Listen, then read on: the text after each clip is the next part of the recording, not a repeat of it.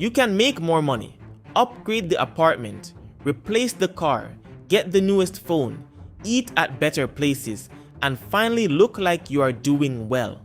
Then look at your account and realize your life improved faster than your net worth did. That is where this gets interesting, because building wealth does not always begin with earning more.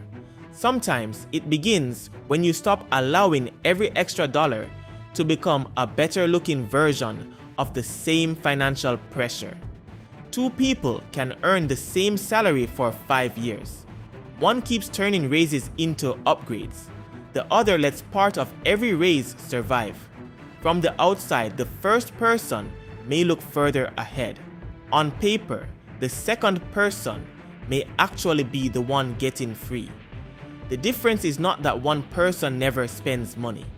It is that they become harder to sell things that do not make their life stronger.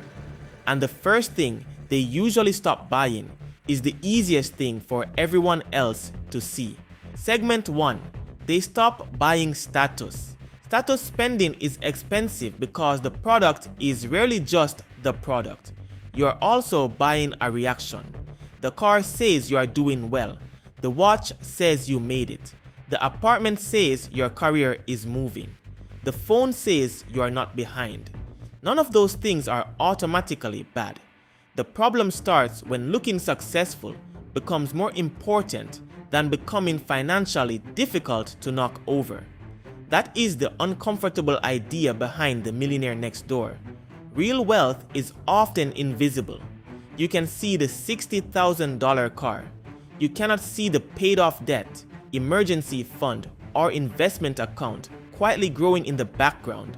So the question changes from, can I afford this? To, what happens to my money after I buy the proof? People building wealth do not necessarily stop buying nice things. They stop buying things mainly because they want other people to believe they are ahead. And once you stop spending for an audience, the next trap becomes easier to see. Segment 2. They stop buying monthly payments. A $1,200 phone sounds expensive. $50 a month sounds harmless. A $32,000 car feels serious. A manageable monthly payment feels normal. That difference in wording has financed entire lifestyles. The danger is not one payment. It is what happens when your life becomes a collection of them. Car payment, phone financing, furniture payment, credit card minimum, buy now pay later installment, subscription. Each one is small enough to defend. Together, they can make a decent income feel strangely weak. Imagine bringing home $5,000 a month, but $3,800 is already claimed before groceries, saving, investing, or anything unexpected happens. You make $5,000, but you only control $1,200. That is the number that determines how much room your life has. People building wealth become suspicious of the phrase, I can afford the monthly payment. Because affordability is not just whether the payment fits today. It is how much of tomorrow's paycheck you are giving away before tomorrow arrives. The payment feels small because the future is the one being squeezed. And the easiest time to stop that squeeze is when your income goes up. Segment 3. They stop buying lifestyle upgrades after every raise. A raise can change your financial life, or it can disappear so smoothly you barely remember getting it. You go from $60,000 to $72,000. At first, there is breathing room. Then the apartment gets better. Friday dinner gets nicer. The gym changes. The weekend gets more expensive. 3 months later, your income is higher, but your margin looks almost the same. Nothing dramatic happened. Your lifestyle simply found the new money. That is why paying yourself first matters most when your income changes. If a raise gives you an extra $600 a month and you automatically move $300 before your spending adjusts, your financial life gets stronger. If the entire $600 becomes lifestyle, your paycheck got bigger, but your options did not. People building wealth do not refuse every upgrade, they change the order. First, the raise creates margin, then some of it can improve life. A raise should give you breathing room before it gives you a more expensive routine. But even without a raise, ordinary life can quietly become expensive. Segment 4. They stop buying the premium version of normal. Premium phone plan, premium grocery brand, premium gym, premium delivery, bigger storage plan, upgraded seat, the better package because it is only $12 more. None of these decisions looks capable of changing your future. But if better becomes the default answer to every ordinary purchase, your baseline cost keeps rising without one dramatic moment where you chose an expensive life. This is not an argument for buying the cheapest version of everything. Ask a better question. Do I care enough about this category to pay more? Maybe travel matters to you. Spend more there. Maybe food matters. Keep room for it. But if everything is premium, nothing was prioritized, your life just became expensive by default. People building wealth do not cut every pleasure. They stop letting ordinary things automatically become premium priced. And sometimes, the expensive default has nothing to do with taste. Sometimes you are paying because life keeps arriving 5 minutes too late. Segment 5. They stop buying convenience created by chaos. You get home late, nothing is planned. Delivery. You forgot the bill. Late fee. You run out of something basic. Emergency store run.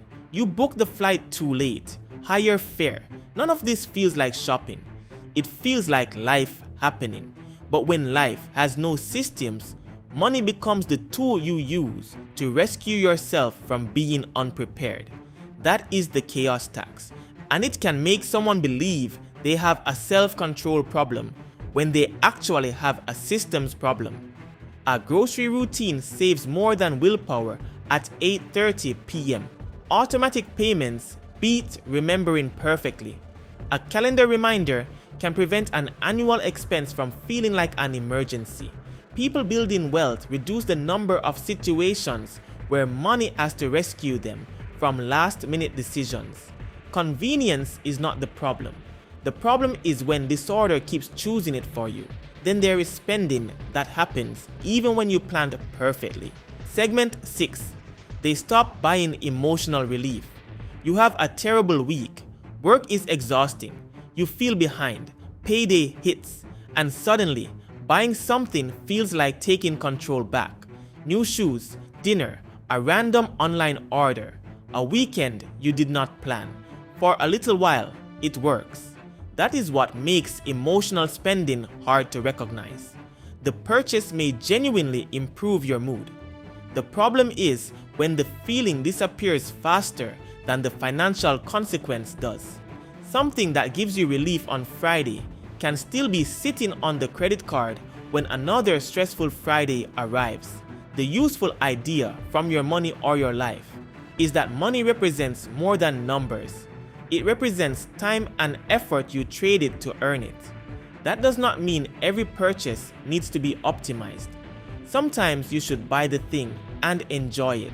But people building wealth get better at noticing when they want the item and when they want the emotion they hope the item will create. The problem is not buying pleasure. It is repeatedly asking spending to do the job of peace. And sometimes the opposite mistake looks responsible because the price is lower. Segment 7. They stop buying cheap things twice. The cheapest option is not always the cheapest decision. A $40 pair of shoes that last 8 months may cost more over time than a $90 pair that lasts 3 years. A low quality appliance that needs replacing twice can be more expensive than the one you avoided because the price looked high. This does not mean buy expensive. It means stop using sticker price as the only definition of cost.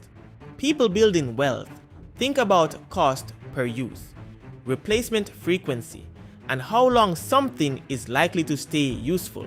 Sometimes the cheap option wins. Sometimes the expensive option wins. The point is that the decision is based on lifetime cost, not the comfort of paying the smallest amount today. They stop confusing low price with low cost, because saving $20 is not a win if it guarantees another purchase 6 months from now. But some of the most expensive things people buy are not products. They are obligations created by other people. Segment 8. They stop buying other people's expectations. Your friends choose the expensive restaurant. There is a destination wedding, then a birthday trip, then somebody needs help. Then the group upgrades the plan. You can technically afford to say yes. What makes it hard is that saying no has a social price. You might look cheap. You might disappoint someone. You might feel guilty, so the money leaves, even when the purchase was never really yours. That is why this is different from status. Status is spending to be admired. Expectation spending is spending to avoid judgment, conflict, or guilt. People building wealth learn that generosity needs limits, and social plans need boundaries too. You can help family without becoming the automatic emergency fund. You can attend the dinner and skip the trip. You can care about your friends without matching every spending decision they make. A financial boundary is not a rejection of people. It is a decision about what your money is allowed to become. Building wealth often starts when you stop letting other people spend money you have not built yet. And once outside pressure gets quieter, another temptation gets louder. Segment 9. They stop buying financial complexity. There is a point where learning more about money can become another form of procrastination. You have 5 investing apps, 12 funds, 3 newsletters, a spreadsheet with 17 tabs. You watch market videos every day, but your automatic contribution is still not set up. Complexity feels productive because it creates activity, and activity can feel like progress. That is why someone constantly moving money around can feel more sophisticated than the person who owns a simple, diversified portfolio and contributes every month. But wealth does not pay extra because your system was difficult to understand. The principle behind the simple path to wealth is powerful because it removes the need for investing to feel impressive. People building wealth stop buying complexity for the feeling of sophistication. They start valuing systems they can actually continue, because a simple plan followed for years can beat an exciting plan abandoned every 6 months. Segment 10. They stop buying the shortcut. The shortcut is not always a scam. Sometimes it is simply impatience wearing financial language, the hot investment, the strategy that is supposed to double faster, the business opportunity everyone suddenly seems to know about, the urge to take a bigger risk because normal saving and investing feels painfully slow. That urge becomes strongest when boring progress starts looking like failure. You save for a year. No dramatic transformation. You invest every month. Nothing exciting happens. You avoid lifestyle inflation. Nobody congratulates you. Then someone shows you a way to get there faster. That is when people can destroy years of steady progress, trying to compress the timeline. One of the deeper lessons in the psychology of money is that survival and time matter enormously. You have to stay in the game long enough for good decisions to matter. People building wealth eventually stop demanding that wealth feel exciting. They stop buying the idea that slow progress means no progress, because the shortcut becomes expensive when it convinces you to abandon the boring thing that was actually working. And that is what connects all 10. The issue is not simply that these things cost money. Everything costs money. The issue is what they prevent money from becoming: emergency savings, investments, options, time, the ability to leave a bad job, the ability to handle a bad month.